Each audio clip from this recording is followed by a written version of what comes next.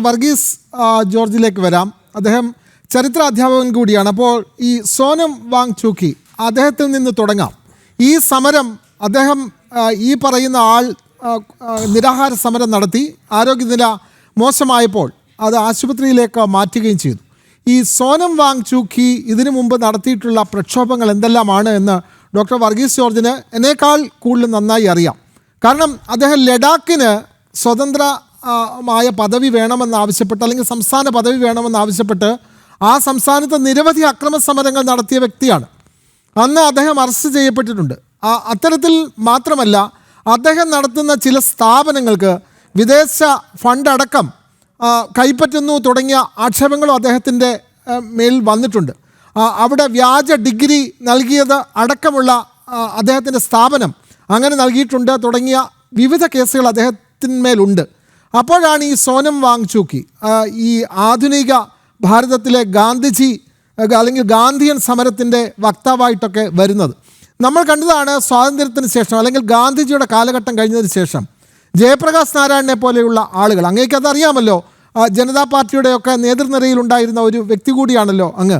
അപ്പോൾ ഈ ജയപ്രകാശ് നാരായണനെ പോലെയുള്ള ആളുകൾ അടിയന്തരാവസ്ഥക്കെതിരെയും ഒക്കെ ആ കാലഘട്ടത്തിലൊക്കെ നടത്തിയ പോരാട്ടം, പിന്നീട് ഈ അടുത്ത കാലഘട്ടത്തിൽ അണ്ണാ ഹസാരെ പോലെയുള്ള ആളുകൾ നടത്തിയ അഴിമതിക്കെതിരായ പോരാട്ടം, അതിനോട്ടൊക്കെ ചേർത്ത് വെക്കുകയാണ് ഈ സോനം വാങ്ചുക്കിയുടെ സമരം. നമ്മൾ എത്രമാത്രം തരംതാണ നിലയിലാണ് ഒരാളെ മഹത്വവൽക്കരിക്കാൻ ശ്രമിക്കുന്നത്. അതിൻ്റെ ഏറ്റവും പ്രകടമായ ഉദാഹരണമല്ലേ ഈ സോനം വാങ്ചുക്കിയെ പറ്റി. ഞാനിന്ന് കണ്ടതാണ് ആ വ്യക്തിയെപ്പറ്റി. ഇന്ന് മാതൃഭൂമി ദിനപത്രത്തിൽ പോലും അദ്ദേഹത്തിൻ്റെ സമരത്തെപ്പറ്റി എഡിറ്റോറിയൽ വരെ എഴുതുന്ന സാഹചര്യം. മാധ്യമങ്ങൾ ഇതൊക്കെ മനസ്സിലാക്കാതെയാണോ അദ്ദേഹത്തെ ബൂസ്റ്റ് ചെയ്യുന്നത്, അതോ നരേന്ദ്രമോദിയോടുള്ള വിരോധം കൊണ്ട് ആരെങ്കിലും ഒരു സമരം നയിച്ചാൽ ആ ആളെ അങ്ങ് വലുതാക്കാം എന്നുള്ള ഒരു ചിന്താഗതിയാണോ ഡോക്ടർ വർഗീസ് ജോർജ്? എന്ത് പറയുകയുണ്ടായി, ഈ സമരം സമരാഭാസമാണ്, ഞങ്ങൾ BJP എതിർ ശബ്ദത്തെയും ഞങ്ങൾ മാനിക്കുന്നവരാണ് എന്ന് പറയുകയുണ്ടായി.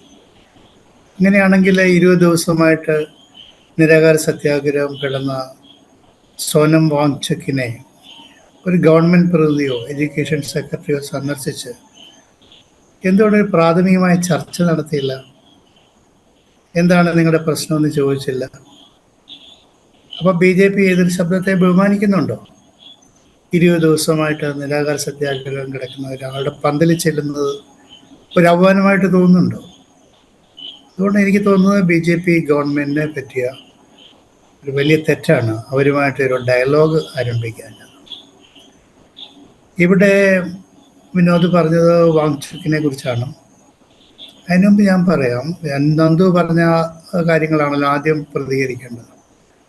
നമ്മുടെ ഏത് ചെറിയ മൂവ്മെൻറ്റുകളും എങ്ങനെ രാഷ്ട്രീയത്തിൽ രൂപപ്പെടുമെന്ന് നമുക്ക് നിശ്ചയിക്കാൻ സാധിക്കത്തില്ല. ചിലപ്പോൾ അത് ഇന്ത്യൻ രാഷ്ട്രീയത്തെ ഒരു ദിശാപരിണാമത്തിന് വഴിതെളിക്കും, അല്ലെങ്കിൽ ചിലപ്പോൾ അത് അപ്രസക്തമായിട്ട് പോകും. നമ്മുടെ രാജ്യത്തുണ്ടായിട്ടുള്ള പല മൂവ്മെൻറ്റ്സും, ഇപ്പോൾ വിനോദ് പറഞ്ഞ പല മൂവ്മെൻറ്റ്സും വളരെ ചെറിയ മൂവ്മെൻറ്റ്സ് ആയിട്ടാണ് ആരംഭിച്ചത്.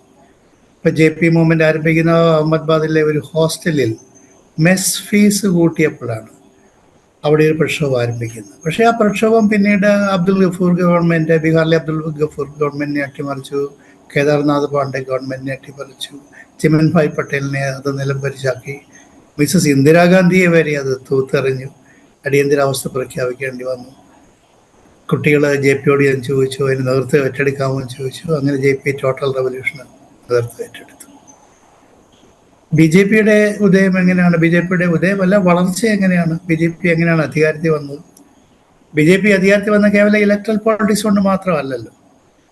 ആ BJP അധികാരത്തിൽ വരുന്നതിന് ഒരു രാഷ്ട്രീയ പരിസരം സൃഷ്ടിക്കുന്നതിന് അണ്ണാ ഹസാരെയുടെ ഇന്ത്യ അഗൻസ്റ്റ് കറപ്ഷൻ മൂവ്മെന്റിന് സാധിച്ചിരുന്നു. ആ സമയത്ത് UPA ഗവൺമെൻറ് അഴിമതിയിൽ കുളിച്ചു നിൽക്കുന്ന ഒരു ഗവൺമെൻറ് ആയിരുന്നു.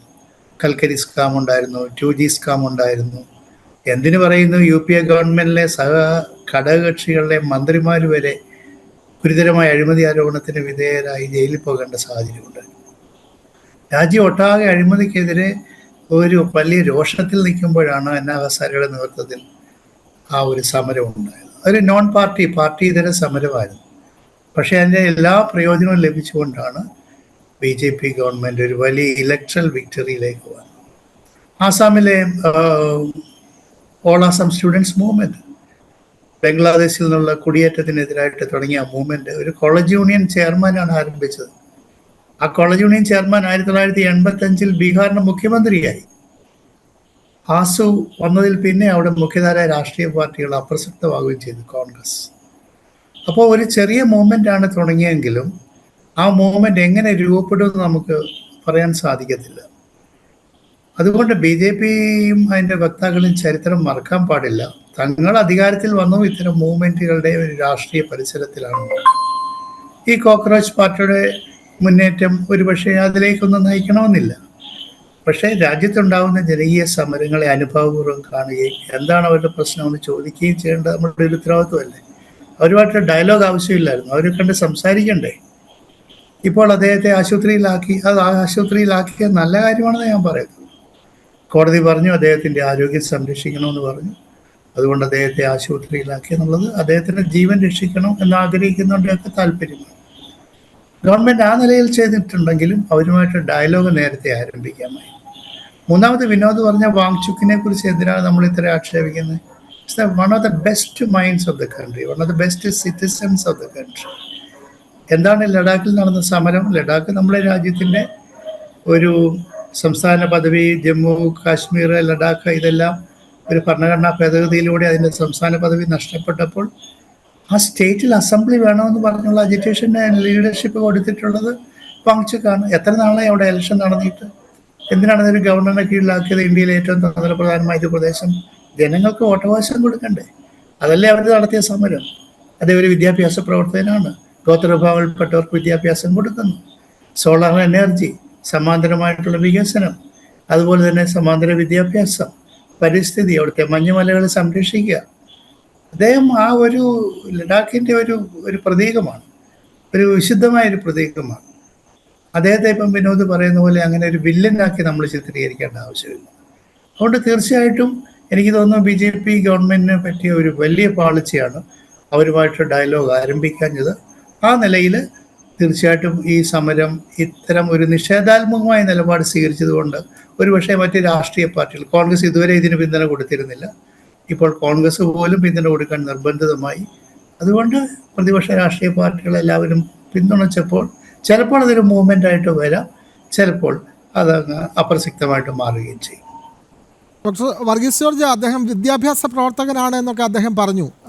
സെസ്മോൻ ഇന്നൊവേഷൻ പ്രൈവറ്റ് ലിമിറ്റഡ് എന്നൊരു സ്ഥാപനം അദ്ദേഹത്തിനുണ്ട്. അതുകൂടാതെ ഹിമാലയൻ ഇൻസ്റ്റിറ്റ്യൂട്ട് ഓഫ് ആൾട്ടർനേറ്റീവ്സ് എന്നൊരു സ്ഥാപനവുമുണ്ട്. ഈ സ്ഥാപനങ്ങളിലൊക്കെ വിദേശ ഫണ്ടുകൾ സ്വീകരിക്കുന്നതുമായി ബന്ധപ്പെട്ട പരാതികളും കേസുകളും ഒക്കെ നിലവിലുണ്ട്. ആ വിദേശ ഫണ്ട് സ്വീകരിക്കുന്നതിൻ്റെ ചട്ടം ലംഘിച്ചു എന്നുള്ള പരാതിയാണ് ഉള്ളത്. അതുമാത്രമല്ല, ഈ സ്ഥാപനങ്ങൾ അംഗീകാരമില്ലാത്ത ഡിഗ്രികൾ നൽകി വിദ്യാർത്ഥികളുടെ ഭാവിയെ തുലച്ചു എന്നടക്കമുള്ള ആക്ഷേപങ്ങൾ നേരിടുന്ന വ്യക്തിയാണ് സോനം വാങ്ചുക്കി. അങ്ങ് പറഞ്ഞതുപോലെ ജയപ്രകാശ് നാരായണൻ്റെ കാര്യമൊക്കെ പറഞ്ഞു.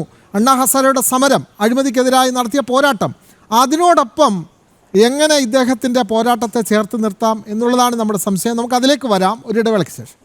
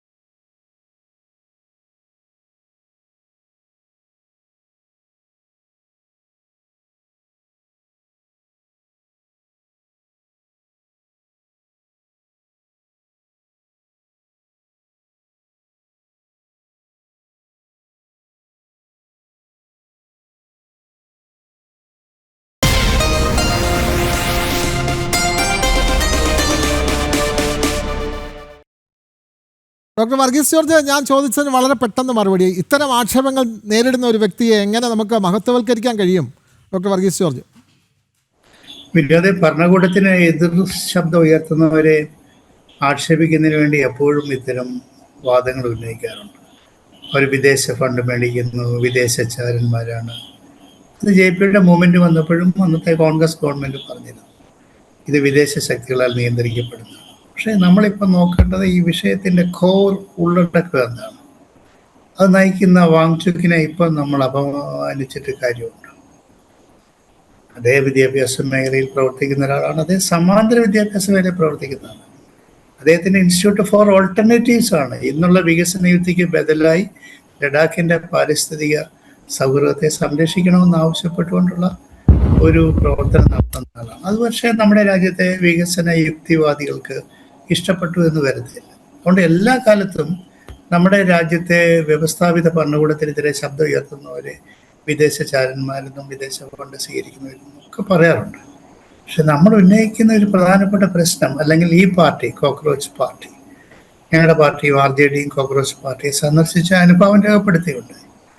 അവരുന്നയിച്ച ഇഷ്യൂവിനെയല്ലേ നമ്മൾ അഡ്രസ്സ് ചെയ്യേണ്ടേ?